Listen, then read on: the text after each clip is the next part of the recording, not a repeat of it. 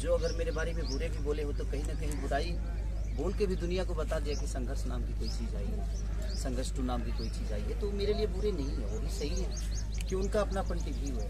और हम सबको मैं एक सोचे कि सब लोग हमें प्यार करें, तो ये संभव है नहीं। जिनको बुरा बोलना है वो बुरा आपको बोलेंगे, क्योंकि उनके मन में ही है कि मुझे बुरा बोलना है।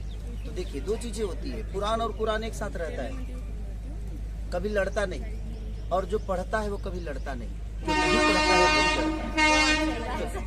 एक जगह कुरान और कुरान को रख दीजिए तो उसके एक भी पन्ना तक टकराते नहीं है, वो ऐसे ही रहेंगे, ऐसे वो रखे गए, क्योंकि वो अपनी अपनी गरिमा को जानते हैं कि कुरान का गरिमा क्या है और कुरान की गरिमा क्या है।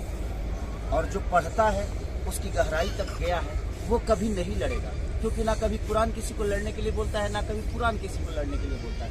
सच्चाई और बुराई के लिए लड़ने की बातें होती है, लेकिन जो उसको नहीं पढ़ता है वही सबसे ज्यादा ज्ञानी हो जाता है। और दुनिया में एक चीज तो है कि आप अगर कभी जाइएगा ना, कहीं बहुत ऊंचे पे जाइएगा ना, तो उतना ऊंचा जाने की क्षमता तो उसकी नहीं है जो आपकी बुराई कर रहा है। उसकी क्षमता इतनी है जो आपको 10 गाली दे सकता है, तो वो अब उसके पीछे के संघर्ष वो कभी देखा नहीं ना, संघर्ष करके कुछ तो बड़ा हुआ ही नहीं है। हाँ, उतना आप ऊंचे हैं जो उसको गाली देने के भी काम आ पा रहा है। तो ये सब चीज़ों पे फोकस नहीं करना चाहिए। ऐसे लोग तो आपके जीवन में मिलते ही रहेंगे।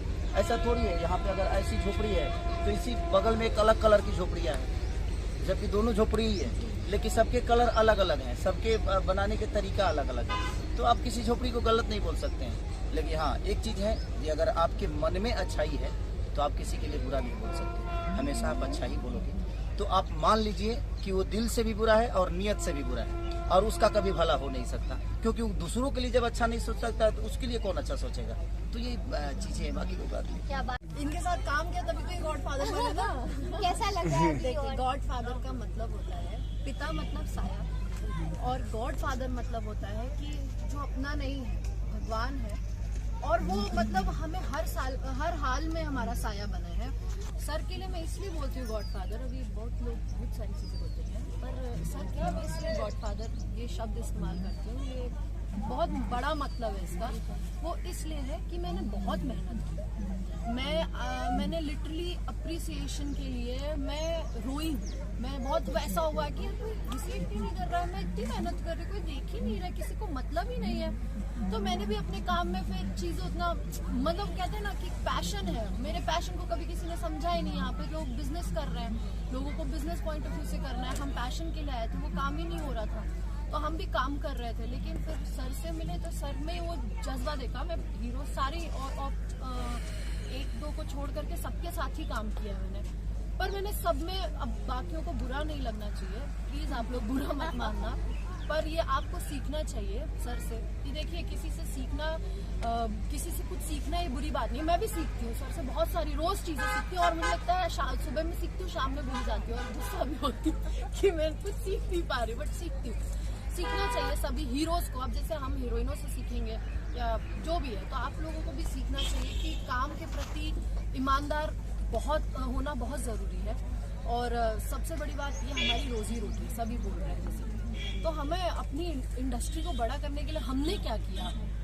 हमने तो बड़ा कर रही है इंडस्ट्री, हमने अपनी इंडस्ट्री को बड़ा करने के लिए क्या किया? कल को कोई सवाल पूछे तो उसका जवाब आपके पास रहे, वैसा कुछ काम करना चाहिए। तो इसलिए अब सर वो चीज़ें करते हैं, और सर ने मुझे सपोर्ट किया। उन्होंने, जो किसी ने नहीं देखा मेरी मेहनत, और ये चीज़ें बोलते वक्त मैं थोड़ी इमोशनल हो जाती हूँ, तो मुझे मैं नहीं देखा किसी ने, तो वो चीज़ अप्रिशिएट की सर ने, इसके लिए मैं गॉडफादर करती हूँ। और मुझे आज इतनी बड़ी फिल्म गॉडफादर जो हम कर रहे हैं, वो स्टेप अहेड दैन संघर्ष 2 है। ऑब्वियस सी बात है, हर इंसान को अपने पिछले काम से ज़्यादा अच्छा काम करना चाहिए, और बहुत अच्छी फिल्म है ये। मैं ऐसे एक नॉर्मल सी चीज़ कहूँ तो ज़िंदगी है, बस जो हर इंसान की ज़िंदगी होती है, ज़िंदगी है, बस किसी की ज़िंदगी में उतार चढ़ाव ज़्यादा होते हैं, किसी में कम होते हैं, तो पूरी ज़िंदगी की कहानी है, इसलिए हम जवान से बुढ़ा गए हैं यहाँ। क्या बात है भैया, ज्यादा देर में धूप बहुत लग रही है, बहुत देर से खड़े हैं, तो thank you so much sir. और यही हमारी विषय की जैसा, तो thank you so much sir, आप लोगों ने अपना टाइम दिया सेट से निकल के यहाँ पर इतनी धूप में। हम और भी सब लोगों से मिलेंगे और आपको मिलाते रहेंगे। Thank you sir.